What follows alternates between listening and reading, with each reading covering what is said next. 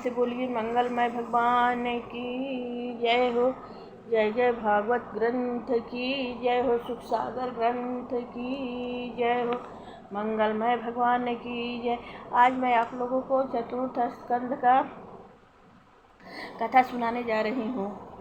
ध्रुव चरित्र 8वां अध्याय ध्रुव चरित्र सुनाने जा रही हूँ। प्रेम पूर्वक सुनिएगा। जय जय राम कथा, जय श्री कृष्ण कथा, जिसे श्रवण कर मिट जाता है जन्म जन्म का व्यथा। जय जय राम कथा, जय श्री कृष्ण कथा। प्रेम से बोलिए मंगलमय भगवान की जय। सर्वदेव सर्वदेवी सर्ववेद ग्रंथ की जय हो। मंगलमय भगवान की जय। बक्सर धाम की जय। माता गंगा की जय हो। जय जय अष्ट सिद्धि नवनिधि की जय। सदा भवानी दाहिनी सन्मुख खड़े गणेश, 5 देव मिली रक्षा करे, ब्रह्मा विष्णु महेश। प्रेम से बोलिए मंगलमय भगवान की जय हो। ध्रुव चरित्र वर्णन कियो, ध्रुव चरित्र वर्णन कियो। मैत्रेय जी सुख पाए, विदुर देव सुनने लगे, मन में अति हर्षा। श्री मैत्रेय जी बोले, हे प्यारे उद्धव जी, ब्रह्मा जी के हम 9 पुत्र सनक सनक संकादिक नारद, ऋभुहंस, अरुणी तथा यति ये गृहस्थ आश्रम स्वीकार नहीं किया था। ये नैष्टिक ब्रह्मचारी रहे, अतः इनका कोई वंश नहीं चला। ब्रह्मा जी के अधर्म नाम पुत्र की स्त्री का नाम मूसा था। उसके दम्भ पुत्र था। माया कन्या उत्पन्न हुई। उस अधर्म के पुत्र पुत्री को अपने यहाँ रख लिया। दम्भ तथा माया से लोभ तथा सठ उत्पन्न हुए। उनसे क्रोध, हिंसा और कलह तथा उनकी बहिन गाली प्रकट हुई। उनसे भय तथा मृत्यु उत्पन्न हुई। भय और मृत्यु से यातना तथा नरक उत्पन्न हुआ। हे विदुर जी, अधर्म का यही वंश है। इसके सुनने से मनुष्य पापों से मुक्त हो जाता है, क्योंकि उसकी धारणा धर्म की ओर बढ़ जाती है। अब मैं ब्रह्मा जी के पुत्र स्वयंभू मनु के पुत्र वंश की कथा सुनाता हूँ। स्वयंभू मनु की पत्नी शत्रुपा के गर्भ से प्रियव्रत और उतानपाद के 2 पुत्र उत्पन्न हुए। उनमें उतानपाद के सुनीति तथा मरुति नाम की 2 भार्याएं थीं। सुनीति बड़ी रानी थी, किंतु सुरुचि पर राजा का अधिक प्यार रहता था। सुनीति के ध्रुव नाम का पुत्र उत्पन्न हुआ और सुरुचि के उत्तम नाम का पुत्र उत्पन्न हुआ। एक समय महाराज उतानपाद ध्रुव को गोद में लिए बैठे थे कि उसी समय छोटी रानी सुरुचि वहां पर आई और उसने ईर्ष्या तथा क्रोध से युक्त होकर ध्रुव को राजा की गोद से झपट कर नीचे खींच लिया और उत्तम को उनकी गोद में बैठाती हुई बोली, हे मूर्ख, तू राजा की गोद में बैठने का अधिकारी नहीं है। इनकी गोद में वह बालक बैठ सकता है जो मेरी कोख से उत्पन्न हुआ है। तू मेरी कोख से उत्पन्न नहीं हुआ है, इस कारण तू राज सिंहासन तथा राजा की गोद में बैठने योग्य नहीं है। यदि तेरी इच्छा राज सिंहासन प्राप्ति की है तो भगवान नारायण का भजन कर। उनकी कृपा से जब तू मेरे गर्भ से उत्पन्न होगा तभी राजपद को प्राप्त कर सकेगा। मैत्रेय जी बोले, विदुर जी, अपनी सौतेली माता सुरुचि के ऐसे कठोर वचन सुनकर ध्रुव को बड़ा क्रोध आया तथा चोटीली सर्प की भांति फुसकारी मारता हुआ तथा लंबी लंबी सांस लेकर सिसकता हुआ अपनी माता सुनीति के पास गया। सुनीति ने अपने बच्चे को इस दशा में देखकर व्याकुलता से गोद में उठा लिया और उससे रोने का कारण पूछने लगी। जब ध्रुव ने महल के सभी उपस्थित लोगों के सम्मुख अपनी माता सुनीति के सौतेली माता सुरुचि के इस दुर्व्यवहार का दुख सुनाया तो सभी लोग अति दुखी हुए और माता सुनीति का साहस टूट गया। वह शोक से संतप्त होकर फूट फूट कर रोने लगी। उसने रोते हुए अपने पुत्र को समझाया और बोली, हे पुत्र, तुम किसी की इच्छा मत करो। जो दूसरों का बुरा चाहते हैं भगवान स्वयं उसका बुरा करता है। तुम्हारी सौतेली माता ने जो कुछ कहा है वह सब कुछ सत्य है। मैं तो उनकी टहलनी हूँ, तू मुझ दुर्भाग्नि से पैदा हुआ है, इसलिए उत्तम के समान राज का अधिकारी नहीं हो सकता है और न राजा की गोद में बैठ सकता है। यदि ऐसा चाहता है तो अपनी सौतेली माँ के किए हुए उपदेशों को ग्रहण करके भगवान श्री नारायण की आराधना करो। वे ही संपूर्ण मनोरथों का कार्य करने वाले हैं। उन्हीं की आराधना से तुम्हारे परदादा ब्रह्मा जी ने परमपद प्राप्त किया है और उन्हीं की आराधना से तुम्हारे दादा स्वयंभू मनु ने अनेकों यज्ञ करके उन्हें प्रसन्न किया है।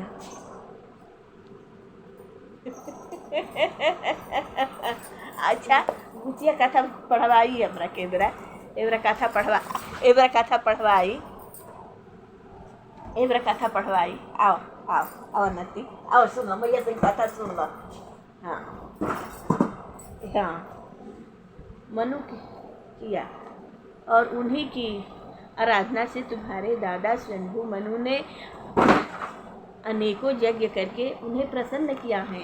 संपूर्ण लौकिक तथा अलौकिक सुखों को देने वाले, अंत में मोक्ष देने वाले वे ही भगवान नारायण हैं। उनके अतिरिक्त तुम्हारे दुख को दूर करने वाला और कोई नहीं है। श्री मैत्रेय जी बोले, हे विदुर जी, माता सुनीति के इन सार्थक वचनों को सुनकर ध्रुव को कुछ ज्ञान उत्पन्न हुआ। बुद्धि से अपने चित्त को स्थिर करके पिता के नगर से चल दिया। ध्रुव के दृढ़ संकल्प को समझकर नारद जी मार्ग में ध्रुव की निकट आए। नारद जी ने ध्रुव के सिर पर अपना ले तनी बुची के ले ली तनी बुची के जा बाबा की है कंट्रोल करें तो बाबा के जा। जय जय राम कथा। जय हे प्रभु जी भजन कर बुची के भजन कर कई के। जय हे प्रभु माफ करिए नारायण।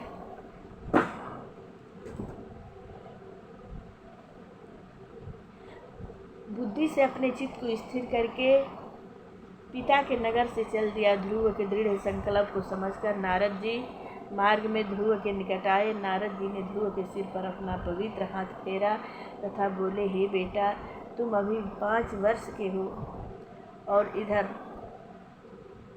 इधर कहाँ जाते हो? तुमको अभी खेल कूद में प्रसन्न रहना चाहिए। तुम माता के कहे हुए कटु वचनों का कोई ध्यान न करके अपने घर लौट जाओ। अभी तुम्हारी अवस्था ही क्या है जो तुम ऐसे मान अपमान का ध्यान करते हो? मनुष्य को अपने कर्मों के अनुसार ही सुख दुख तथा मान अपमान मिलता है। भगवान की लीला बड़ी विचित्र है, इसलिए जो कुछ भाग्य में है उसी पर संतोष करके अपने घर रहो। माता के उपदेश से तुम जिन भगवान की प्राप्ति करना चाहते हो वे भगवान आप आसानी से प्राप्त नहीं होते हैं। उनकी आराधना बच्चों का खेल नहीं है। बड़ी बड़ी योगी जन्मांतर तक अनासक्त रहकर उनकी कठोर तपस्या करते हैं, तब भी उन्हें प्राप्त नहीं कर पाते हैं। इसलिए तुम व्यर्थ में ही कष्ट सहने के लिए कहीं मत जाओ और अपने घर लौट जाओ। देवर्षि नारद के ऐसे मधुर वचन सुनकर ध्रुव बालक बोले, हे भगवान, जिन मनुष्यों को सुख दुख सताते हैं तथा जो संसारिक भोगों की इच्छा करते हैं उन्हीं को ये क्लेश कष्ट पहुंचा सकते हैं। उन्हीं लोगों के लिए गृह में रहना आरामदायक है, किंतु मुझ जैसे मूर्ख बुद्धि वहाँ तक नहीं पहुँचती हैं। मैं क्षत्रिय हूँ, मेरा स्वभाव भी क्रोधी है। माता सुरुचि के वचन मेरे हृदय में बाण की भांति पीड़ा दे रहे हैं। इस कारण आपके ये सुखदायक वचन मेरे हृदय को स्पर्श नहीं करते हैं। हे भगवान, आप मुझे तो भगवत प्राप्ति का आसान सा साधन बताइए, जिसे प्राप्त करके फिर किसी की प्राप्ति की इच्छा नहीं रहती। आप ब्रह्मज्ञानी हैं तथा ब्रह्मा जी के पुत्र हैं। आपसे बढ़कर उत्तम गुरु मुझे और कोई नहीं मिल सकता। मेरे सौभाग्य से ही आपके दर्शन मुझे प्राप्त हुए हैं। मैत्रेय जी बोले, विदुर जी, छोटे से बालक ध्रुव की ऐसी ज्ञान भरी बात सुनकर नारद जी अति प्रसन्न हुए तथा इस प्रकार बोले, बेटा ध्रुव, तुम्हारी माता सुनीति ने जो उपाय बताए हैं वही उत्तम उपाय है। भगवान वासुदेव की प्राप्ति के हेतु उन्हीं का भजन करो। अर्थ, धर्म, काम और मोक्ष चारों पदार्थों के देने वाले वे ही श्री वासुदेव हैं। बेटा, अब तुम यमुना किनारे जाओ। वहाँ कलिंदी के तट पर मधुवन में सदा भगवान का निवास रहता है। वह स्थान श्री हरि का निज धाम है। वहाँ त्रिकाल स्नान करके यथा विधि आसन बिछाकर चित्त को स्थिर करना। फिर द्वेचक, पूरक, कुंभक प्राणायाम द्वारा शरह शरह अपने मन, इंद्रिय तथा प्राण के दोष को दूर करके एकाग्र अति चित्त मन को एक ही स्थान पर लगाए रखने का साधन करना। जब चित्त भली प्रकार स्थिर हो जाए और कुछ काल तक एक ही स्थान पर ठहरने लगे, इधर उधर दूसरे विचारों में न डोले, तब उसे भगवान के स्वरूप के ध्यान में लगा देना। बेटा, भगवान के स्वरूप का ध्यान इस प्रकार करना चाहिए। भगवान मेरी ओर प्रसन्न बदन से देख रहे हैं। वे मेरी ओर मुस्कुरा रहे हैं। वे मुझे बर देने आए हैं। उनके अंग प्रत्यंग अति सुंदर तथा मनोहारी है। उनकी युवावस्था है। शरीर की गठन अति सुंदर है, सुडौल है। वे अति बलशाली हैं। उनके सिर पर रत्न जड़ित मुकुट झिलमिला रहे हैं। कानों में मकराकृत कुंडल हैं। करोड़ों सूर्यों के समान उनके मुखमंडल की छटा चमचमा रही है। भक्तों के अतिरिक्त उनके मुखमंडल की ओर अन्य कोई दृष्टि भी नहीं कर सकता है। उनका तेज अपार है। गोल मुखाकृति चित्त को खींच लेती हैं। केसर तथा कस्तूरी का तिलक शोभायमान है। कंठ में गजमुक्ताओं का हार तथा कौस्तुभ मणि शोभायमान है। वक्षस्थल पर वनमाला तथा श्रीवत्स का चिन्ह शोभा दे रहे हैं। उन्होंने मेघवर्ण श्याम शरीर पर दुपट्टा पहना हुआ है। कटी भाग में पीताम्बर तथा करधनी शोभा पा रही है। उनके 4 भुजाएं हैं। उनमें भक्तों को अभय देने वाले आयुध शंख, चक्र, गदा, पद्म शोभा पा रहे हैं। उनकी भुजाओं में भुजदंड, बाजूबंद, कंगन आदि विभूषित हैं। उनके चरणों में नुपुर शोभा पा रहे हैं। उनके नख चंद्र अति ही मनोहर हैं। उनके चरण तथा करतल लाल लाल हैं। उनके अंगों का रंग बिंब फल के समान रक्त वर्ण है। इस प्रकार भगवान की मंगलमयी मूर्ति का ध्यान स्थिर चित्त से करना चाहिए तथा जब तक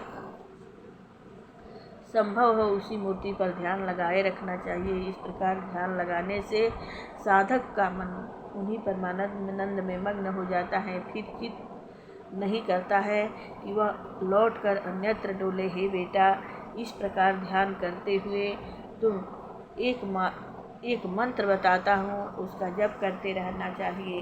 वह मंत्र यह है। जय हे प्रभु जी। वह मंत्र यह है, ओम नमो भगवते वासुदेवाय।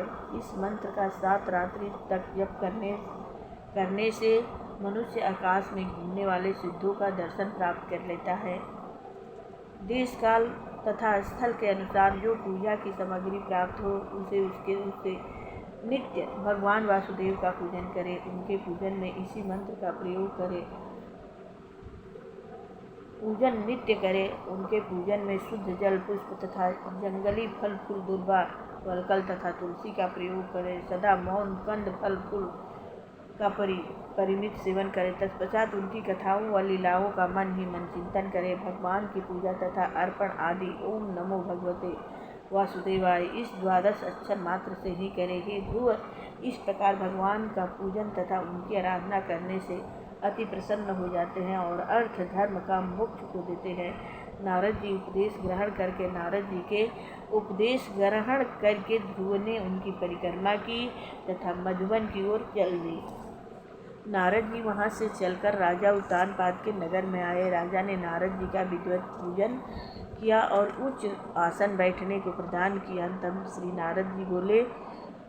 नारद जी से पूछने लगे कि राजा, तुम्हारा चेहरा क्यों उदास, क्या हुआ है?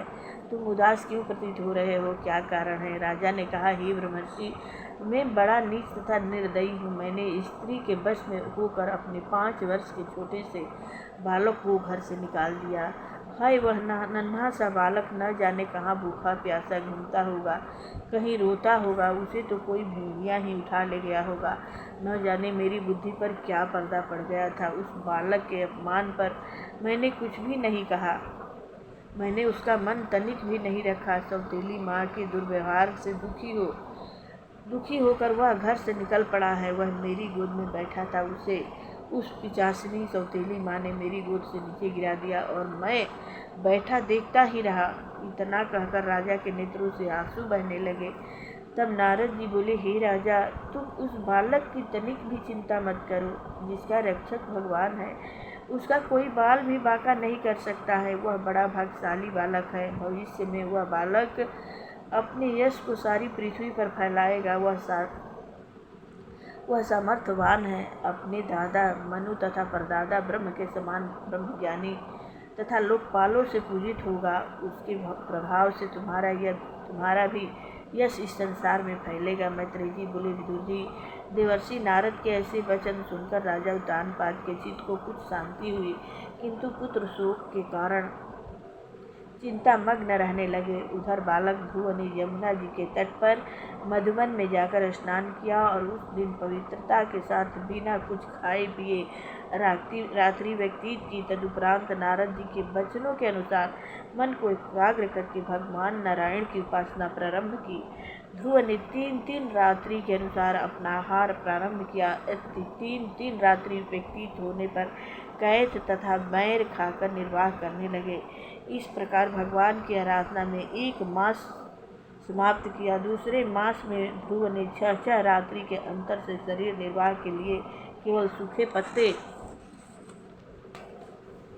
खाकर भगवान की उपासना की। तीसरे मास में 9 दिन व्यतीत होने पर जल पीकर भगवान का मनन किया और समाधि योग में रहे। चौथे मास में 12 दिन के पश्चात केवल वायु पीकर भगवान के ध्यान में रहे और ध्यान योग द्वारा उनका पूजन किया। 5वें महीने के आरंभ में ध्रुव ने अपनी सांस को रोककर एक पैर से खड़े होकर परम ब्रह्मा का ध्यान किया। उन्होंने अपनी श्वास आदि को रोककर मन को एकाग्र करके हृदय में स्थित भगवान नारायण के स्वरूप का चिंतन करना आरंभ किया। उन्होंने महत्व आदि एवं प्रकृति तथा पुरुष के आदि संपूर्ण ब्रह्मांड के स्वामी परम ब्रह्मा की आराधना की। उस समय उनके तेज से तीनों लोग कंपमान हो उठे। एक पैर से खड़े हुए ध्रुव के अंगूठे से पृथ्वी दब गई। ध्रुव संपूर्ण इंद्रियों के द्वारा तथा प्राणवायु को रोककर भगवान नारायण का ध्यान करने लगे। उनकी श्वास के रोकने से तथा उनका संबंध संपूर्ण भूत प्राणियों में होने से सबकी श्वासें रुक गई। संपूर्ण लोक में खलबली मच गई तथा श्वास प्रश्वास के रुक जाने से तीनों लोक में घबराहट उत्पन्न हो गई। संपूर्ण देवता लोग लोकपालों के साथ भगवान के पास गए। देवताओं ने कहा, हे भगवान, इसका क्या कारण है कि हम सब प्राणियों तथा स्थावर जंगम आदि सभी प्राणवायु रुक गए हैं। हम आपकी शरण में आए हैं, आप हमारी रक्षा करें। श्री नारायण बोले, हे देवताओं, घबराने की कोई बात नहीं है। मेरे भक्त बालक ध्रुव ने अपनी 5 वर्ष की अवस्था में ही तथा इतने अल्पकाल केवल 5 मास में ही कठिन तपस्या के द्वारा मुझे प्रसन्न किया है। जितने अल्पकाल में इस मेरे भक्त बालक ध्रुव ने मुझे प्रसन्न किया है, उतने काल में किसी ने भी तपस्या करके मेरी प्राप्ति नहीं की है। वह मेरे में अभेद रूप से लीन हो गया है और मैं विश्व आत्मा हूँ। इसी कारण उसके श्वास रोकने से विश्व की सभी आत्माओं की श्वास रुक गई हैं। अब तुम लोग निर्भय होकर अपने अपने लोक को जाओ। मैं अभी तुम्हारा कष्ट निवारण करने के लिए उस बालक ध्रुव के पास जाता हूँ। 9वां अध्याय। किन्ने घोर तप ध्रुव ने बन में आसन मारी, हो प्रसन्न ध्रुव से तभी दिए दरस सुरारी। मैत्रेय जी बोले, श्री मैत्रेय जी बोले, हे विदुर जी, भगवान नारायण से आज्ञा लेकर देवता गण स्वर्गलोक को चले गए। भगवान गरुड़ पर सवार होकर ध्रुव जी के निकट मधुवन में आए। उस समय ध्रुव जी ध्यान योग से भगवान का ध्यान कर रहे थे। भगवान की वह अपूर्व झांकी हृदय कमल से सहसा लुप्त हो गई। ध्रुव जी ने घबराकर अपने नेत्र खोल दिए तब उन्होंने देखा कि जिससे दीप्यमान ज्योति के दर्शन मैं हृदय में कर रहा था वह साक्षात मेरे सन्मुख खड़ी है। उन ज्योति में भगवान के दर्शन प्राप्त करके ध्रुव बालक बड़े आश्चर्य में आए तथा प्रेमावेग में विहल होकर उनके चरणों पर गिर पड़े। उनकी ओर एकटक निहारने लगे, मानो उन्हें नेत्रों द्वारा हृदय में पी जाएंगे। वे प्रभु के चरणों पर पड़े पड़े उनकी विनय करने लगे, किंतु अपने को असमर्थ सा देखकर घबराने लगे। तब उनके मन की बात समझकर भगवान ने अपने शंख को ध्रुव के कंठ से छुआ दिया। उस शंख के स्पर्श करते ही ध्रुव को अपूर्व ज्ञान उत्पन्न हुआ तथा भगवान की स्तुति करने लगे। ध्रुव जी कहने लगे, हे परमात्मा, आप ही विश्वात्मा हैं, प्रत्येक प्राणी के घट घट में निवास करते हैं, संपूर्ण प्राणियों में चेतन शक्ति उत्पन्न करते हैं। हे प्रभु, मैं आपको प्रणाम करता हूँ। हे प्रभु, आप एक होकर भी अनंत हैं। यह संपूर्ण भूत प्राणी आप ही से उत्पन्न हुए हैं। आप मुझे अपने भक्त जनों का संग प्रदान कीजिए, जिनके सत्संग से आपके कथामृत को पान करके मस्त हो जाऊंगा। जो भक्तजन आपके कथामृत को नित्य निरंतर पीते हैं, वे संसारिक विषय वासना, स्त्री पुत्र आदि में मोह नहीं करते हैं, उनसे अलग रहकर सदा आप में रमते रहते हैं। हे परमात्मा, मैं आपके स्थूल रूप को भली प्रकार जानता हूँ, किंतु आपके सूक्ष्म रूप को, जो इस विश्व मोहिनी माया से परे है, मैं नहीं जानता हूँ। हे भगवान, ब्रह्म रूप होकर इस सृष्टि की रचना करते हैं। आप शुद्ध रक्तमय, नित्य मुक्त तथा सबके साक्षी हैं। आप ही सर्वज्ञ, निर्विकार परमात्मा, आदि अंत और मध्य रहित से पूर्ण त्रिगुणमयी सृष्टि के स्वामी तथा माया से परे अखंड अनंत व अनादि ब्रह्म हो। हे प्रभु, जो भक्तजन आपके परमानंद स्वरूप का ध्यान निष्काम भाव से सदा करते रहते हैं, उनके लिए संसारिक भोग, राज, लक्ष्मी आदि कुछ भी नहीं है, केवल आपके चरणों की आराधना सर्वोत्तम फल है। लेकिन फिर भी आप मुझ जैसे काम भाव से आराधना करने वाले प्राणियों की कामना पूर्ण करते रहते हैं। श्री मैत्रेय जी बोले, हे विदुर जी, जब ध्रुव जी ने भगवान की इस प्रकार प्रशंसात्मक स्तुति की तब भगवान बोले, हे राजकुमार, मैं तेरे अंतःकरण की बात को जानता हूँ।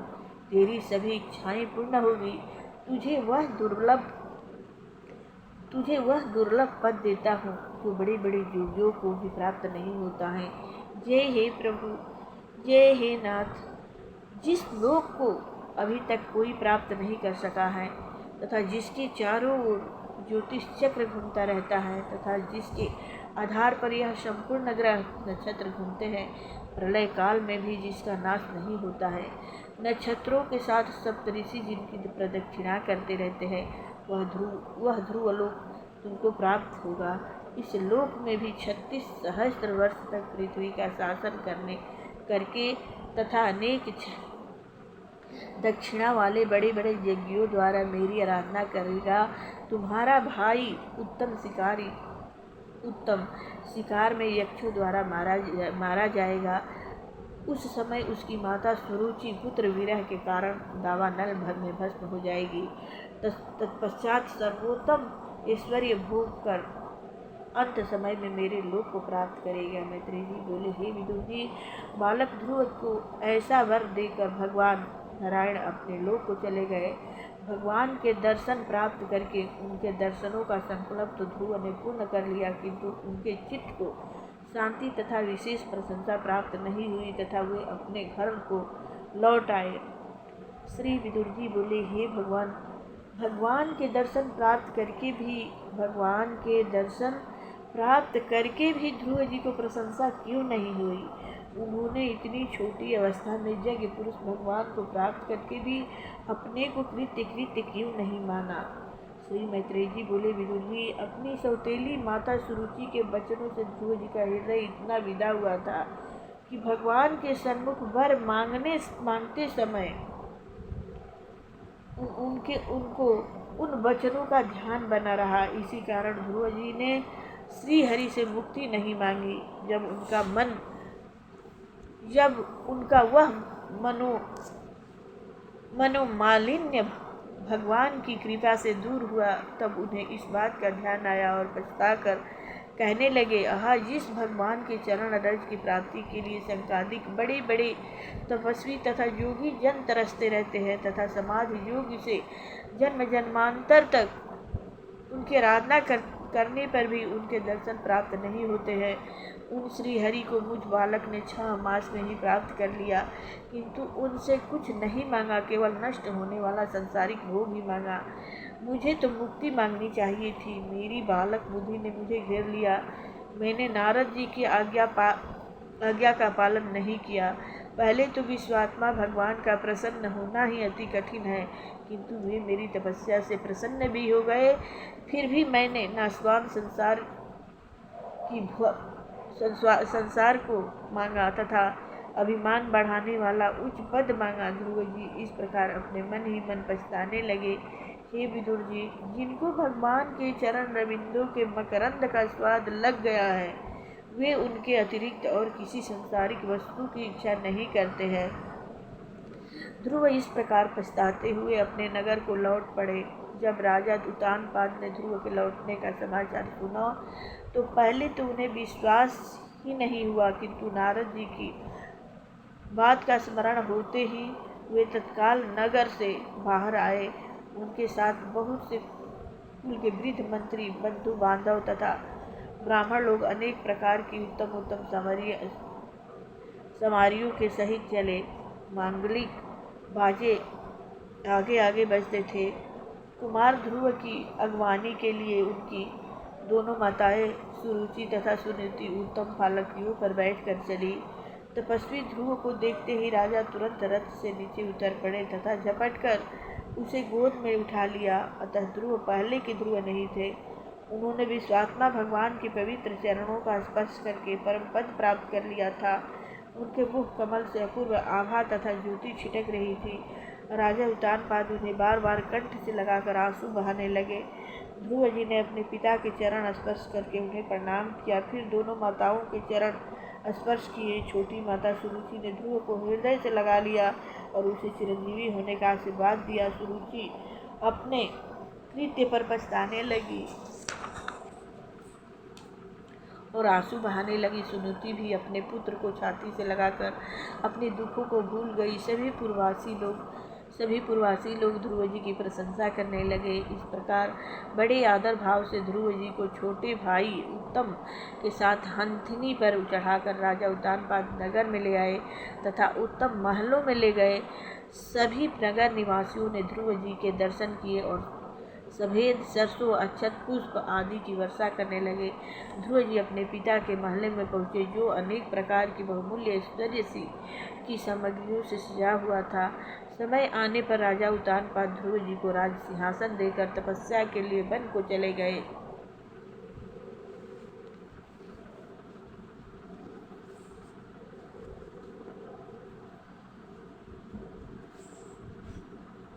प्रेम से बोलिए मंगलमय भगवान की जय हो। जय जय मायापति की जय हो। जय जय राम कथा की जय हो। कृष्ण श्री भागवत भगवान की है आरती। पापियों को पाप से है तारती। ये अमर ग्रंथ, ये मुक्ति पंथ, ये पंचम वेद निराला है। नव ज्योति जगाने वाला है। हर नाम यही, हर यान यही, जग के मंगल की आरती। जग के मंगल की आरती। पापियों को पाप से है तारती। ये शांत गीत पावन पुनीत, पापों को मिटाने वाला है। हरि दर्श कराने वाला है। ये सुख करने, ये दुख हरने, श्री मधुसूदन की आरती। श्री मधुसूदन की आरती। पापियों को पाप से है तारती। ये मधुर बोल मम पंथ खोल, सन्मार्ग बताने वाला है, बिगड़ी को बनाने वाला है। श्री राम यही घनश्याम यही, श्री राम यही घनश्याम यही, प्रभु की महिमा की आरती, हरि की महिमा की आरती। पापियों को पाप से, प्रेम से बोलिए अमर ग्रंथ की जय हो। जय जय मुक्ति पंथ की जय हो, जय जय मंगलमय भगवान की जय। अरे भजन कर खिलाई के नाती नातनी हो, अरे भजन कर खिलाई के नाती नातनी हो। जगतिया में केहू नहीं आपन, भजन कर, अरे भजन कर खिलाई के नातनी नातनी हो, भजन कर खेला के नाती नातनी हो। जगतिया में केहू नहीं आपन, अरे भजन कर कई के रसोई हो। जगतिया में केहू नहीं आपन, केहू नहीं आपन हो, केहू नहीं आपन। अरे भजन कर, अरे भजन कर कई के कमाई हो, अरे भजन कर कई के कमाई हो। जगतिया में केहू नहीं आपन, केहू नहीं आपन हो, केहू। प्रेम से बोलिए राम भक्तों की जय हो, कृष्ण भक्तों की जय हो। जय जय शिव परिवार की जय हो, कृष्ण परिवार की जय हो, राम दरबार की जय, गोकुला मथुरा वृंदावन धाम की जय हो, बक्सर धाम की जय हो। बोल जय जय कुल देवता की जय, ग्राम देवता की जय, स्थान देवता की जय हो। जय जय पितर लोग की जय हो। कथा विसर्जन होते हैं सुनहु सकल सब देव, जो जन जहाँ से आए हैं तह करम निवास। प्रेम से बोलिए मंगलमय भगवान की जय, भगवान नारायण की जय हो।